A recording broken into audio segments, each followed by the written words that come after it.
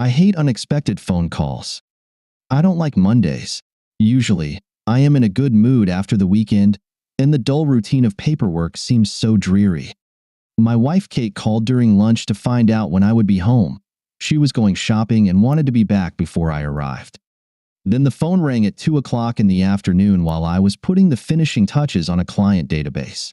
I tried to put the receiver back on the hook and retrace my last few keystrokes. "Good afternoon, Dave Marshall." No response, just a lot of background noise and some muffled voices. "Good afternoon, Dave Marshall." Still nothing. I almost hung up, thinking it was just kids making prank calls. Then I realized it was my wife Kate. Kate often accidentally redials on her phone. I wouldn't mind getting $1 for every time she does that. Realizing who it was, I decided to eavesdrop on her shopping trip. My birthday was coming up, and I thought I might get some idea of what she wanted to get me. It turned out to be one of my worst decisions that day. "Don't worry, my husband is at work, and I don't need to be home until 5 o'clock. We have 2 hours. That's so nice. Don't stop." That was Kate's voice, of course, and this wasn't a shopping trip. The rustle of clothing and moans continued for several minutes. How long, I don't know. I was in shock. I could tell it was a guy from the grunts he made in response to what Kate was doing with him. Yes, oh yes, oh. I strained to hear what was happening. One part of me couldn't believe it. There had to be a simple explanation. Another, logical part of my brain was telling me that this was real, that she was cheating on me. I didn't recognize the male voice, so I was almost certain it wasn't one of our friends. So who was it? Why was she cheating on us? Kate's burst of giggles brought me back to the phone call. "Oh God, you're in a hurry. Girl, you're the best. My wife can't hold a candle to you. You're a wizard. Yes, just like that. Don't stop." I knew what he meant. Kate liked the pleasure she could give me, and she also liked the power it gave her over me. Now she was giving that same pleasure to someone else. Some guys might be okay with this. They'd just sit back, relax, and enjoy. But not me. It was tearing me apart inside. A louder than usual grumble on the phone brought my attention back to what was happening there. Kate mumbled, "Not yet. I want to keep going." Several minutes of silence. Soon, too soon, I heard her start her magic again, and the sounds resumed. "Yes, Kate, I'm almost there. Look, I'm at the peak. Ooh, ooh." Another burst of giggles, then Kate's voice again. "God, I thought you'd never stop." "Not always, but today is a special day. You're special." Kate again. "All right, now it's my turn. Just let me undress, then caress me." Rustling of clothes, hastily removed and thrown aside. The creak of springs, the sound of their kisses. When Kate is aroused, she's sensitive to the slightest touch. I can drive her to the edge with gentle caresses on her breasts, stomach, thighs, and knees. This sensitivity makes her lose control, and she always becomes loud and passionate. Her lover, the jerk, just learned about this when she started screaming. You know how to pleasure a woman. Oh yes, yes." The sound of her panting and how he devoured her was driving me mad. I wanted to reach through the phone and strangle them both. Now the sounds I heard were quiet breathing and the creaking of the bed springs as he lay down beside her and she recovered. Kate always enjoys the afterglow of good pleasure, lying still and quiet for 5 or 6 minutes after she reaches her peak. Judging by the silence, that's exactly what was happening. For the next few minutes, there was nothing, then Kate's voice. "Oh my God. You really recover quickly. Let's see how long you can last this time." Oh my God. She wasn't using any protection. When the crazy sounds of my wife and her lover echoed through the phone lines, I finally lost control. I couldn't take it anymore and threw the phone against the wall. It shattered into 1,000 pieces, scattering like confetti across the furniture and floor.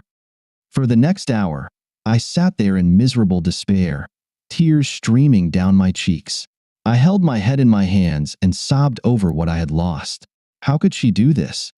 She never said she was unhappy with our life. How long had she been doing this? Was I just getting sloppy seconds? And from whom? My marriage was over. She wanted someone else, and I could never share her. I loved her too much for that. I would never become a cuckold. I felt humiliated as a man and as a lover. Her comments about his size made me feel inadequate, and that angered me even more. I decided I would go home, talk to her about it, then pack a bag and leave. Thankfully, we didn't have any children. We hadn't been married long enough to accumulate much, so packing up wouldn't be difficult. The house was rented, and most of the furniture belonged to her. My heart was broken over what I had lost, but I knew I had to be strong to confront her. I gathered my courage, then cleared my desk, preparing to leave. Just as I was packing my briefcase, my secretary knocked and entered. She stopped and stared at my red, swollen eyes. Glancing around the room, her gaze landed on the shattered phone. Concern and worry flashed across her face before she continued with her purpose.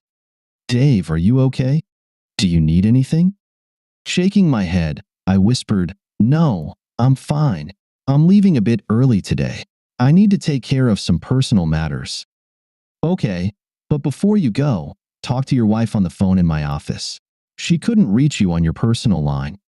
She glanced again at the shattered phone, its tiny pieces scattered across the red carpet. "My wife? I don't want to talk to her." My voice rose 2 levels as my anger resurfaced. "Tell her I'll see her later."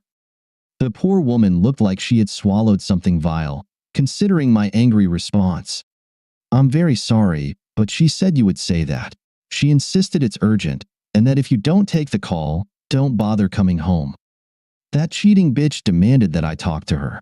Fine, I'll talk, but on my terms. I'll soon make her realize she's the one who should be worried, not me. Storming past my secretary, I grabbed her phone and pressed the blinking red button on the second line. "What the hell is this crap?" "Dave, just calm down and listen, and I'll explain everything."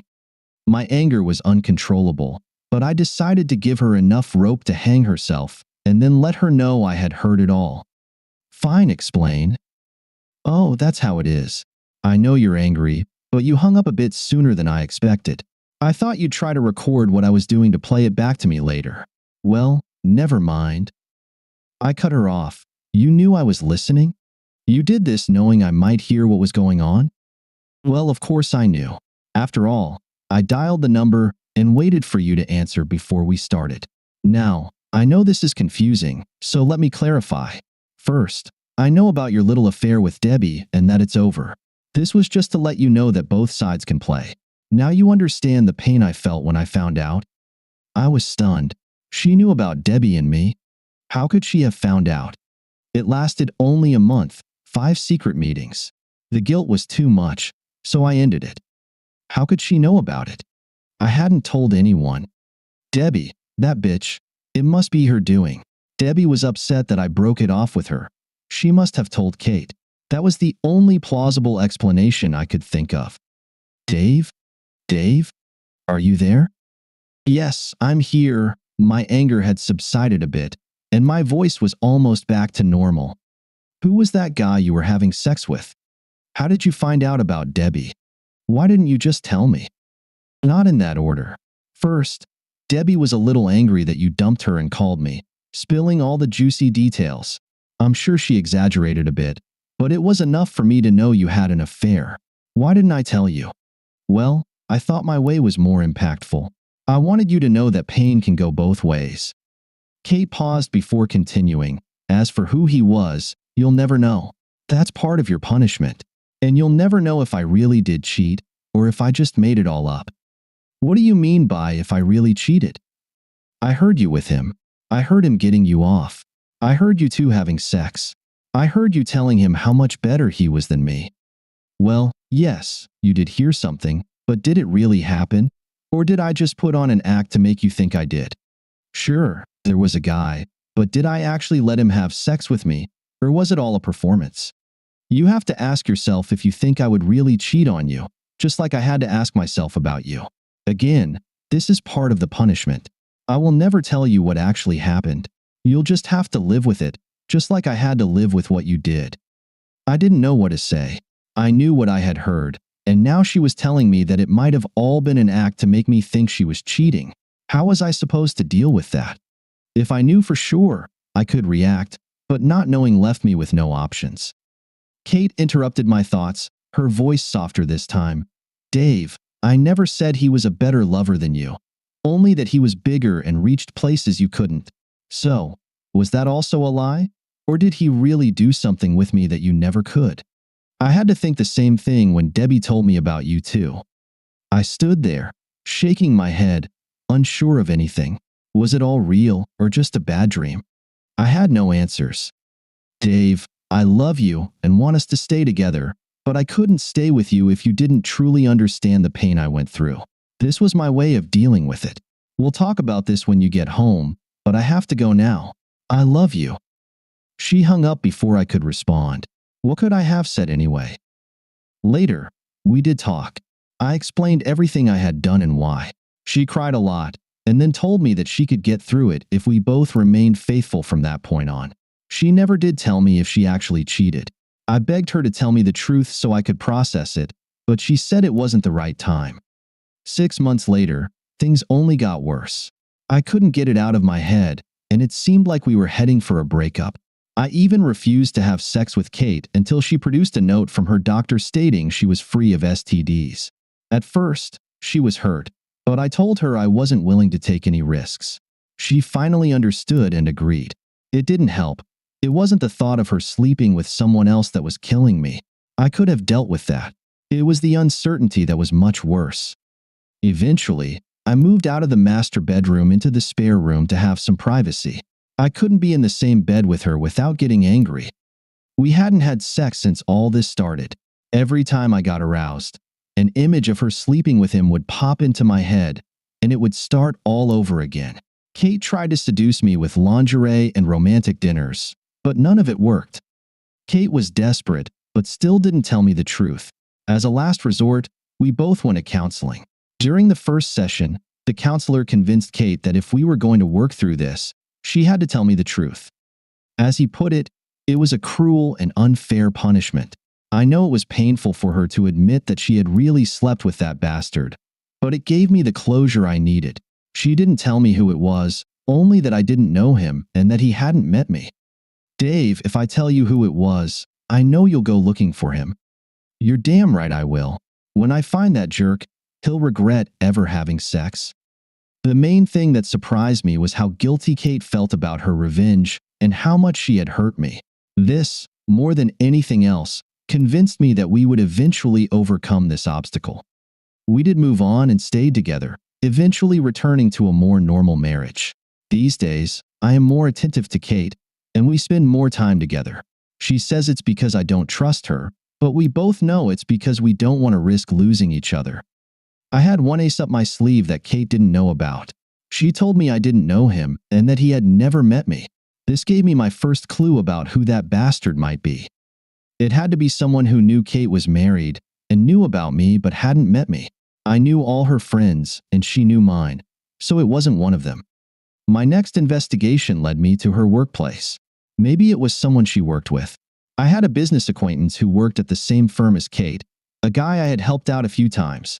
He owed me a favor, so I asked him to discreetly gather any gossip about her and another guy. 2 weeks later, he came back with an answer. George, one of the sales reps, had a reputation as a ladies' man, and he had been circling around Kate. Apparently, she had finally yelled at him to leave her alone, saying that it would never happen again. She admitted she had made a mistake, but wanted to save her marriage rather than start an affair. You know, Dave, if it were anyone else, I might not have told you, but this jerk really pisses me off. He's ruined several good marriages and doesn't care about the people he hurts. I knew that if I did anything, it would come back to me, and Kate would never forgive either herself or me, so I kept my anger in check. All the while, I kept a close eye on that bastard, waiting for my chance. I took the opportunity to get a little revenge on Debbie. An email to her husband describing a birthmark on her left breast and an embellished account of our passionate affair ensured that she would regret her phone call to Kate. Funny enough, she never thought about the consequences of her actions, about how much she could lose just like I did. Good things come to those who wait, and everything couldn't have worked out better. To make my revenge even sweeter, It happened exactly on the third anniversary of that phone call. While I waited, hidden by the hibiscus bushes lining the driveway to the luxurious two-story house, it was dark and cold. This was the home of his latest lover and her unsuspecting husband. He was having an affair with the wife of one of the partners at his firm, which made him vulnerable. I knew I was completely safe. He had never met me, plus I wore a balaclava to hide my face. The cold seeped into me. To distract myself, I went over the plan in my head again. Wait until he walks past me on his way to his car parked on the street. Quickly step out and grab him by the shoulder. Spin him around, then punch him once in the gut and once more in the face. After that, it would depend on his reaction. I felt the crumpled piece of paper in my jacket pocket, reassuring me that everything was in order. The anger never truly left me, and just thinking about that jerk reignited it. At least it kept me warm, driving away the cold. The partner returned home from a late meeting to find George beaten, bleeding, and tied up in the driveway. A printed note pinned to his shirt detailed George's affair with his wife and several other women, listing all the affairs the bastard had had over the past year, with names. I disposed of all the clothes and shoes I wore in 5 different trash bins across the city. George ended up jobless. The police had many suspects among the husbands of other women, but they never got to me. The incident made it into the daily newspapers, with pictures showing him being put into an ambulance. It's impossible to keep something like that secret, and with all the publicity, his wife found out everything and divorced him. Kate was silent all week, but eventually told me what had happened to George.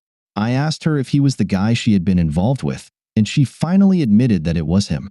Serves the bastard right. Too bad I wasn't the one who did it. Well, I'm glad it wasn't you. I wouldn't want to lose you now that we've finally sorted everything out. Kate curled up next to me and gently kissed me on the lips. I smiled. One part of the smile was for her, the other for the secret I was keeping. I had messed up badly and paid the price.